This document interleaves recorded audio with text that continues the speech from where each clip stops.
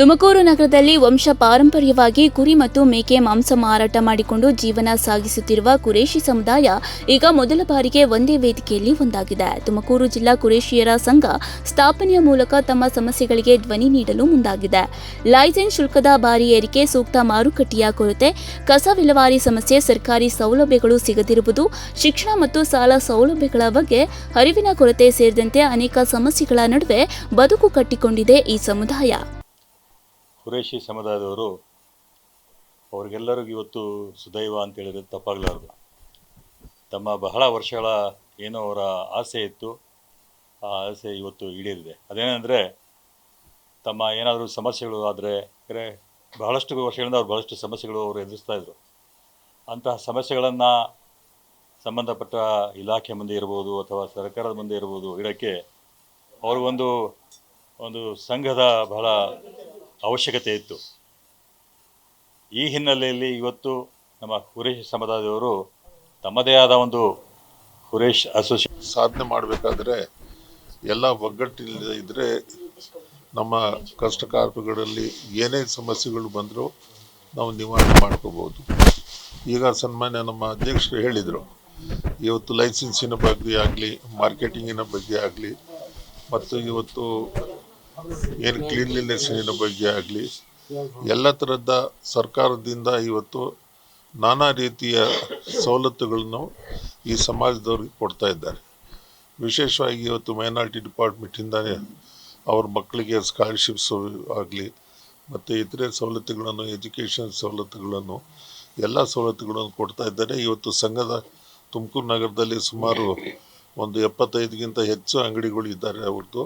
ಬೆಳಗ್ಗೆಯಿಂದ ಸಂಜೆವರೆಗೆ ಗ್ರಾಹಕರಿಗಾಗಿ ಕಾಯುವ ಈ ಅಂಗಡಿಗಳು ಪ್ರತಿದಿನ ನೂರಾರು ಕುಟುಂಬಗಳ ಊಟದ ಭಾಗವಾಗುವ ಕುರಿ ಮಾಂಸವನ್ನ ಮಾರಾಟ ಮಾಡುವ ಈ ವ್ಯಾಪಾರಿಗಳು, ಆದರೆ ಇವರ ಜೀವನ ಮಾತ್ರ ಸಮಸ್ಯೆಗಳ ಸರಪಳಿಯಲ್ಲೇ ಸಿಲುಕಿಕೊಂಡಿದೆ. ತುಮಕೂರು ನಗರದಲ್ಲೇ ಸುಮಾರು 68 ಕುರಿ ಮೇಕೆ ಮಾಂಸದ ಅಂಗಡಿಗಳಿವೆ.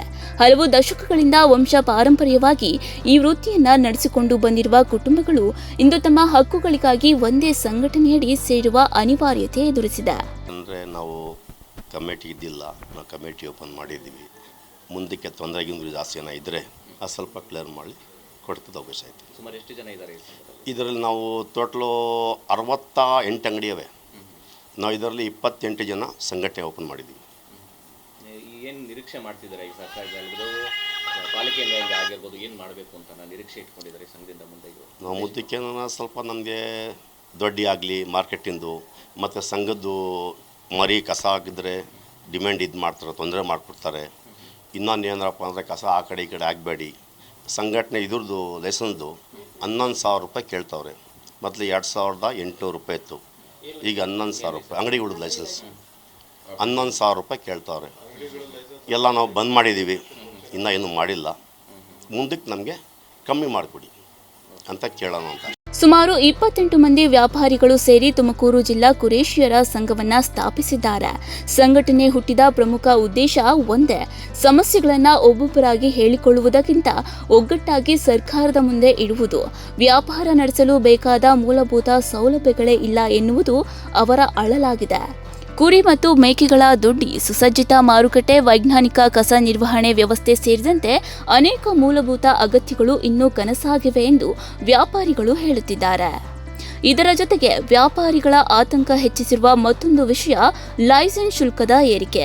ಒಂದು ಅಂಗಡಿಗೆ ಲೈಸೆನ್ಸ್ ಪಡೆಯಲು ಮೊದಲು ಸುಮಾರು 2,800 ರೂಪಾಯಿ ಪಾವತಿಸುತ್ತಿದ್ದ ವ್ಯಾಪಾರಿಗಳು ಈಗ ಅದೇ ಶುಲ್ಕವನ್ನು 11,000ಕ್ಕೆ ಹೆಚ್ಚಿಸಲಾಗಿದೆ ಎಂದು ಆರೋಪಿಸಿದ್ದಾರೆ. ಈಗಾಗಲೇ ವ್ಯಾಪಾರದಲ್ಲಿ ಲಾಭಾಂಶ ಕಡಿಮೆಯಾಗಿರುವ ಸಂದರ್ಭದಲ್ಲಿ ಈ ಏರಿಕೆ ಸಣ್ಣ ವ್ಯಾಪಾರಿಗಳಿಗೆ ದೊಡ್ಡ ಹೊರೆ ಆಗಿದೆ ಎನ್ನುವುದು ಅವರ ವಾದವಾಗಿದೆ. ಇನ್ನೊಂದು ಪ್ರಮುಖ ಸಮಸ್ಯೆ ಎಂದರೆ ಅಂಗಡಿಗಳ ಸ್ಥಿರತೆ.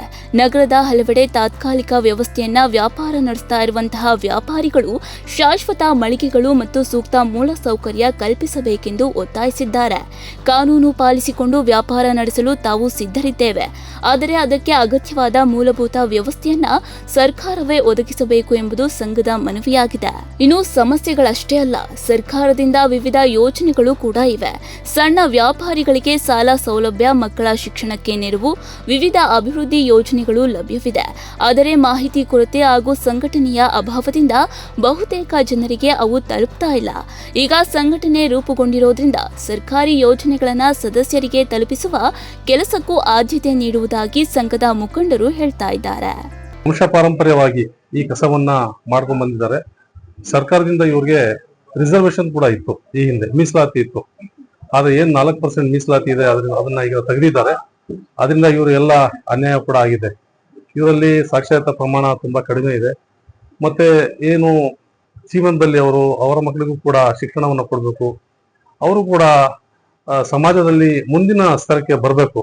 ಆ ನಿಟ್ಟಿನಲ್ಲಿ ಕೆಲವೊಂದು ಅರಿವಿರುವಂತ ಕುರೇಶಿಯರು ಸೇರಿ ಈ ಸಂಘವನ್ನ ಸ್ಥಾಪನೆ ಮಾಡಿ ಇವರ ಮಕ್ಕಳ ಶಿಕ್ಷಣಕ್ಕಾಗಿ ಮತ್ತು ಸಮಾಜದಲ್ಲಿ ಇವರು ಕೂಡ ಅಭಿವೃದ್ಧಿ ಹೊಂದಬೇಕು, ಉದ್ಧಾರ ಆಗಬೇಕು, ಇವ್ರಿಗೂ ಸ್ವಂತ ಮನೆ ಇರಬೇಕು, ಮಕ್ಕಳಿಗೆ ಶಿಕ್ಷಣ ಸಿಗ್ಬೇಕು, ಮತ್ತೆ ಈ ತರ ಸರ್ಕಾರದಿಂದ ಯಾವ್ಯಾವ ಸವಲತ್ತುಗಳು ಇವ್ರಿಗೆ ಸಿಗುವಂತದ್ದಾಗಿದೆ. ಅದು ವಿದ್ಯಾಭ್ಯಾಸಕ್ಕೆ ಆಗಿರ್ಬೋದು ಅಥವಾ KMDC ಇಂದ ಬರುವಂತ ಸಾಲ ಸೌಲಭ್ಯ ಮತ್ತೆ ಇನ್ನಿತರ ಯಾವುದೇ ಸೌಲಭ್ಯಗಳು ಸರ್ಕಾರದಿಂದ ಯಾವುದೇ ಯೋಜನೆಗಳಿಂದ ಏನ್ ಅನುಕೂಲ ಆಗುತ್ತೆ ಅದನ್ನ ಪಡ್ಕೊಳ್ಳೋದಿಕ್ಕೆ ಇವರೊಂದು ಸಂಘವನ್ನ ಮಾಡಿದ್ದಾರೆ. ಒಂದು ವ್ಯಾಪಾರ ಮಾಡ್ತಾರೆ, ಅದು ಸಿಸ್ಟಮ್ಯಾಟಿಕ್ ಆಗಿ ಹೋಗೋದಕ್ಕೆ ಗೌರ್ಮೆಂಟ್ ನಾವು ಒಂದು ಅವ್ರಿಗೆ ಸಪೋರ್ಟಿಂಗ್ ಹ್ಯಾಂಡ್ ಕೊಡಬೇಕು. ಅವ್ರಿಗೆ ಒಂದು ಲೈಸೆನ್ಸ್ನ ಸಿಸ್ಟಮ್ಯಾಟಿಕ್ ಆಗಿ ಮಾಡಿಕೊಡೋದು. ಬರೀ ಅವ್ರಿಗೆ ಚಾರ್ಜಸ್ 13-14 ಸಾವಿರ ರೂಪಾಯಿ ಮಾಡೋದ್ರ ಜೊತೆ ಗೌರ್ಮೆಂಟ್ ನಾವು ಏನು ಕೊಡ್ತಾ ಇದ್ದೀವಿ ಅವ್ರಿಗೆ ಇಂಟರ್ನ್ ಅಂತೇಳಿ ಅಲ್ಲಿ ಕ್ಲೆನ್ಲಿನೆಸ್ ಇರೋದು, ಅವರ ವೇಸ್ಟ್ ಮೆಟೀರಿಯಲ್ಸ್ನ ಪಿಕಪ್ ಮಾಡೋ ಅಂಥದ್ದು, ಆಮೇಲೆ ಅವ್ರಿಗೇನಾದ್ರು ಮಾರ್ಕೆಟಿಂಗಿಗೆ ನಾವು ಹೆಲ್ಪ್ ಮಾಡೋ ಅಂಥದ್ದು ಎಲ್ಲ ಅವ್ರಿಗೆ ಹೇಳ್ಕೊಟ್ರೆ. ಜೊತೆಗೆ ನಮ್ದು ಗೌರ್ಮೆಂಟ್ದೇ ಡಿಪಾರ್ಟ್ಮೆಂಟ್ಗಳು ಇದಾವೆ. ನಮ್ಮಲ್ಲಿ ಕರ್ನಾಟಕ ಕೌನ್ಸಿಲ್ ಇದೆ, ಟೆಕ್ನಾಲಜಿ ಅಪ್ಗ್ರೇಡೇಷನ್ KCTU ಅಂತ. ಅವ್ರು ಮಾರ್ಕೆಟಿಂಗ್ ಹೇಳ್ಕೊಡ್ತಾರೆ, ಎಕ್ಸ್ಪೋರ್ಟ್ ಮಾಡೋದು ಹೇಳ್ಕೊಡ್ತಾರೆ, ಇವ್ರಿಗೆ ಅದನ್ನ ರೆಫ್ರಿಜರೇಷನ್ ಇರೋದು ಹೇಳ್ಕೊಡ್ತಾರೆ. ಅದನ್ನ ಅವ್ರನ್ನ ಇಲ್ಲಿ ಕರೆಸ್ಬೋದು. ಮತ್ತೆ ಮುಖ್ಯವಾಗಿ ಬೇಸಿಕ್ ನೆಸೆಸಿಟಿ ಅವ್ರಿಗೆ ಇರೋಂಥದ್ದು ಅವ್ರ ವೇಸ್ಟ್ ಮೆಟೀರಿಯಲ್ನ ಪಿಕ್ ಮಾಡೋಂಥದ್ದು, ಅದನ್ನ ಕಾರ್ಪೊರೇಷನ್ ಅವ್ರ ಜವಾಬ್ದಾರಿ ಅದು. ಹಿಂದೆ ಸಮುದಾಯಕ್ಕೆ ಇದ್ದ 4% ಮೀಸಲಾತಿ ಈಗ ಇಲ್ಲದಿರೋದ್ರಿಂದ ಶಿಕ್ಷಣ ಮತ್ತು ಉದ್ಯೋಗದಲ್ಲಿ ಹಿನ್ನಡೆಯಾಗಿದೆ ಎಂದು ಅವರು ಹೇಳ್ತಾ ಇದ್ದಾರೆ. ಈಗಾಗಲೇ ಸಮುದಾಯದಲ್ಲಿ ಸಾಕ್ಷರತೆಯ ಪ್ರಮಾಣ ಕಡಿಮೆ ಇರುವ ಹಿನ್ನೆಲೆಯಲ್ಲಿ ಸರ್ಕಾರ ವಿಶೇಷ ಅಭಿವೃದ್ಧಿ ಕಾರ್ಯಕ್ರಮಗಳನ್ನು ಜಾರಿಗೊಳಿಸಬೇಕು ಎನ್ನುವುದು ಅವರ ಒತ್ತಾಯ. ಒಟ್ಟಿನಲ್ಲಿ ತುಮಕೂರು ಜಿಲ್ಲಾ ಕುರೇಶಿಯರ ಸಂಘ ಕೇವಲ ಒಂದು ಸಂಘಟನೆ ಅಲ್ಲ, ಹಲವು ವರ್ಷಗಳಿಂದ ಧ್ವನಿ ಇಲ್ಲದೆ ಉಳಿದಿದ್ದ ಈ ಸಮುದಾಯದ ಒಗ್ಗಟ್ಟಿನ ಆರಂಭವಾಗಿದೆ. ಆದರೆ ಸಂಘಟನೆ ಸ್ಥಾಪನೆಯಷ್ಟೇ ಸಾಕಾಗೋಲ್ಲ. ವ್ಯಾಪಾರಿಗಳು ಸಮಸ್ಯೆಗಳಿಗೆ ಸಂಬಂಧಿಸಿದಂತೆ ಸ್ಥಳೀಯ ಆಡಳಿತ, ನಗರ ಪಾಲಿಕೆ, ಪಶುಸಂಗೋಪನಾ ಇಲಾಖೆ ಹಾಗೂ ರಾಜ್ಯ ಸರ್ಕಾರ ಯಾವ ರೀತಿಯ ಕ್ರಮ ಕೈಗೊಳ್ಳುತ್ತದೆ ಎಂಬುದೇ ಈಗ ಮುಖ್ಯ ಪ್ರಶ್ನೆಯಾಗಿದೆ. ಕ್ಯಾಮರಾಮನ್ ಸುನಿಲ್ ಜೊತೆ ಮಂಜುನಾಥ್ HR, ಪ್ರಗತಿ TV, ತುಮಕೂರು.